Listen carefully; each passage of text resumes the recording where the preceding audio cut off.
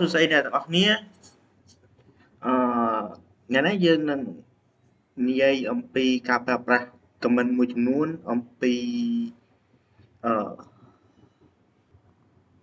user root ឥឡូវនេះយើងចូលមកដល់ហើយនេះគឺជា user ធម្មតាហើយខ្ញុំនឹងប្ដូរវាទៅជា user root ធម្មតាតាមរយៈ comment su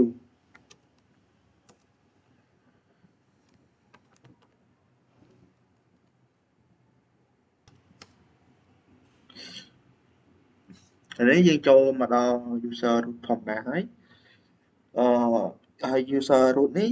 គឺវាអាចធ្វើបានដូចជាការគ្រប់គ្រង system ការគ្រប់គ្រង service ការគ្រប់គ្រង user និងគ្រប់ហើយនឹងការកែ system file អីជាដើមបន្ទាប់មកយើងនឹងប្រើប្រាស់អំពី command មួយគឺ sudo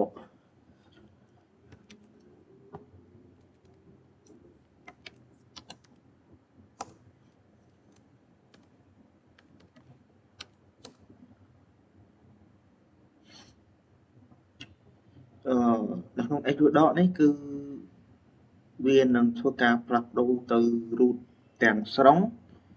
ដែលរួមទាំងការផ្លាស់ប្ដូរ directory ចំពោះ root នេះអ្វីដែលវាអាចធ្វើបានគឺការគ្រប់គ្រង user management ការកែប្រែប្រព័ន្ធ system config ការមើលនិងគ្រប់គ្រង process និងការតេស្តសុវត្ថិភាពអីជាដើមឥឡូវនេះខ្ញុំនឹងធ្វើការតេស្តទៅការគ្រប់គ្រងអ្នកប្រើប្រាស់ខ្ញុំនឹងធ្វើការបង្កើតនៅ user ថ្មីមួយ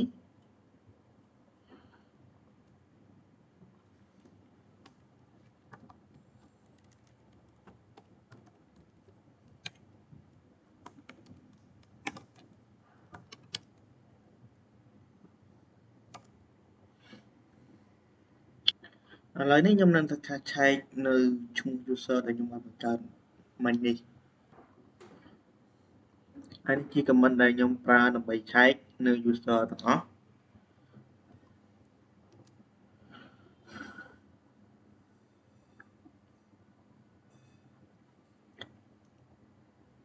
នេះជាឈ្មោះ user ទាំងអស់ហើយនេះជាឈ្មោះ user ដែលខ្ញុំបានបង្កើតមិញបន្ទាប់មកខ្ញុំនឹងធ្វើការលុបនៅ user មួយដែលមានឈ្មោះសុកចេញតាមរយៈ comment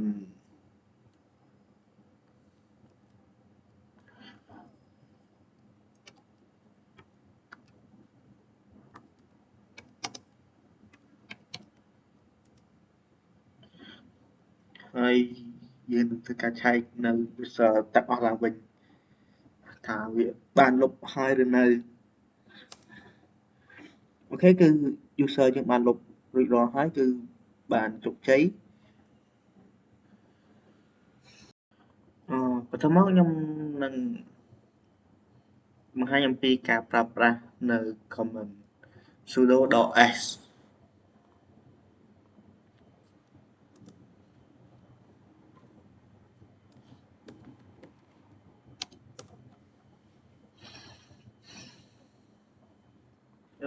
ចំពោះ sudo.s អ្វីដែលវាអាចធ្វើបានទីមួយគឺការ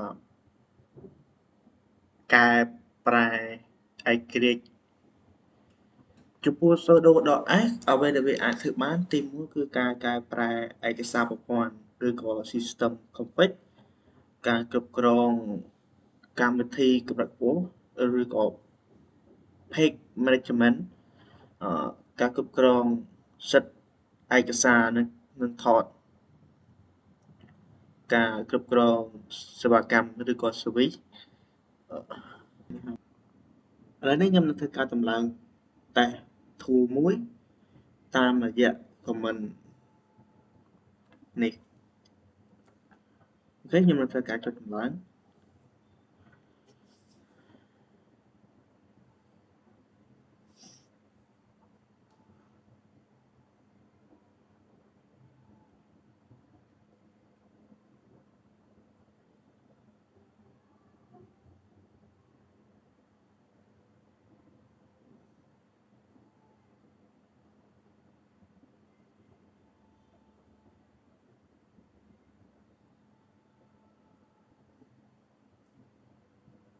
thìការតម្លាប់របស់ខ្ញុំគឺរួចរាល់ហើយនេះជាធួដែលខ្ញុំបានដំឡើង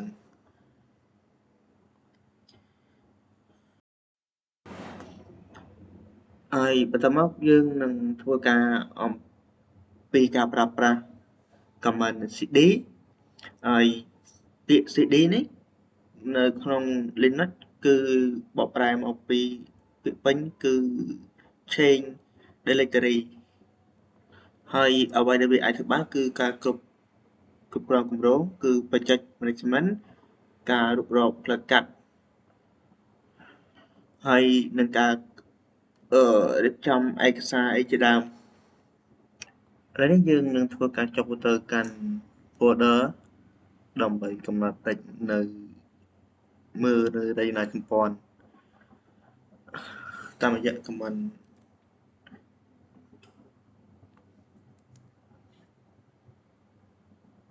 បញ្ជាក់ថាវាគឺតទេមិនមានអ្វីទេដើម្បីឆែកនៅរចនាសម្ព័ន្ធរបស់នៅដើម្បីឆែកនៅរចនាសម្ព័ន្ធនៅក្នុង folder គឺយើងទៅប្រើ command មួយគឺ ls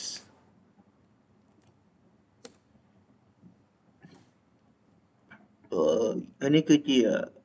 រចនាសម្ព័ន្ធនៅក្នុង folder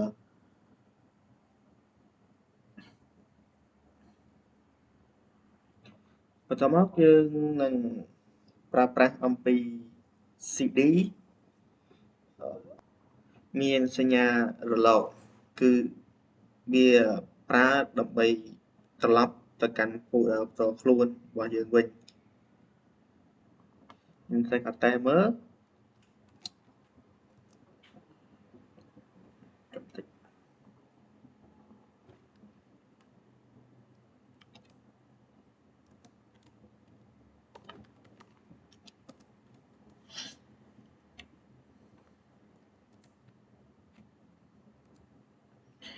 នេះគឺវាប្រើដើម្បីត្រឡប់ក្រោយមកវិញជំនួសឲ្យ exit ហើយបន្តមកគឺសញ្ញារលកសញ្ញាបន្តមកគឺការប្រើប្រាស់ command cd របស់គឺមកគេរបស់វាគឺប្រើដើម្បីបដូរទីតាំងទៅកាន់ root directory ដែលជាចំណុចចាប់ផ្ដើមនៃរចនាសម្ព័ន្ធឯកសារនៅក្នុងប្រព័ន្ធ Linux ចាំបងខ្ញុំនឹងធ្វើការតេស្តឲ្យអ្នកទាំងអស់គ្នាមើលតាមរយៈ cd របស់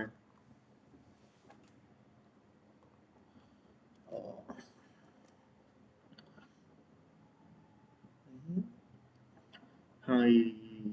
យើងនឹងធ្វើការឆែកនៅមេឃធាតុរបស់ប្រព័ន្ធតាមរយៈ command ls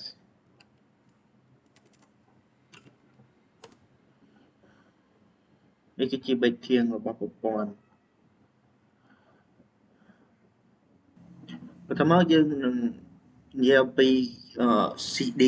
ផ្កាយហើយបន្តមកគឺការប្រើប្រាស់ command cd មានសញ្ញាដកអត្ថន័យរបស់វាគឺប្រើដើម្បីត្រឡប់ទៅកាន់ folder ដែលទើបតែចាក់ចេញចុងក្រោយគេអស់ហើយខ្ញុំនឹងធ្វើការតែឲ្យមើល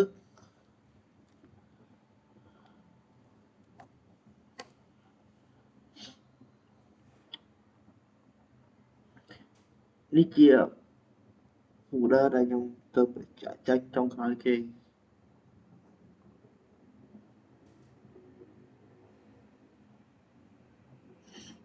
ហើយបន្តមកគឺ cd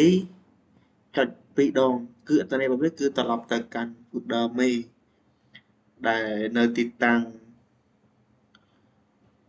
បច្ចុប្បន្ន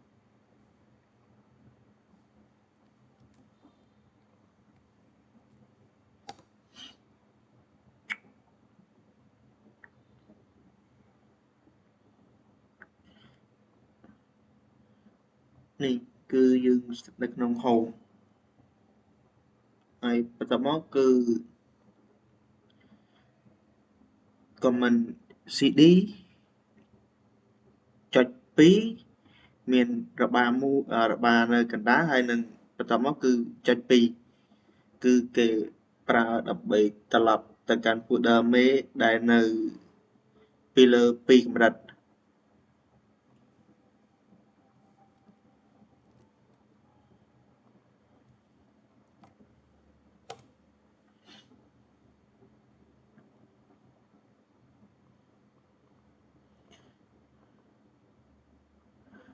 នេះគឺជា folder ដែលនៅលើគេទាំងអស់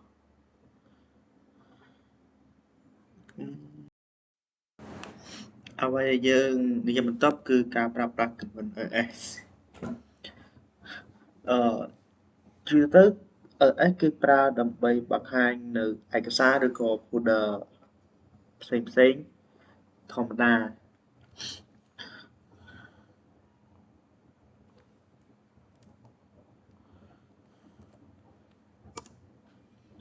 អូខេនេះគឺជា folder របស់ខ្ញុំដែលប្រើប្រាស់ ls ធម្មតាហើយls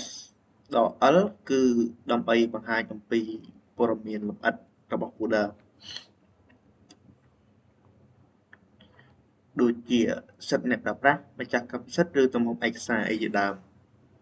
អូ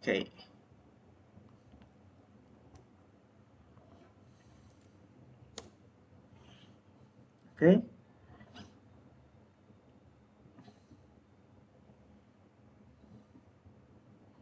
ហើយបន្តមកគឺ ls ដក al គឺដើម្បីបង្ហាញនៅឯកសារទាំងអស់រួមទាំងឯកសារដែលយើងបានលាក់ខ្ញុំនឹងធ្វើការបង្ហាញ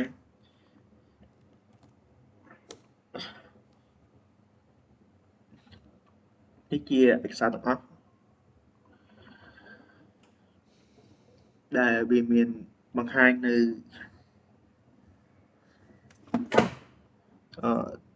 ថ្ងៃខែហើយនឹងម៉ោងនេះជាដើមបន្ទាប់មកគឺការប្រើប្រាស់ ls ដែលមានឈ្មោះថតហើយនេះគឺជារបៀបនៃការបង្ហាញ folder តែមួយតាមរយៈ command នេះ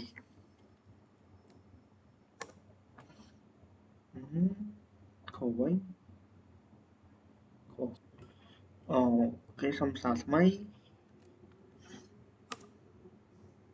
មិន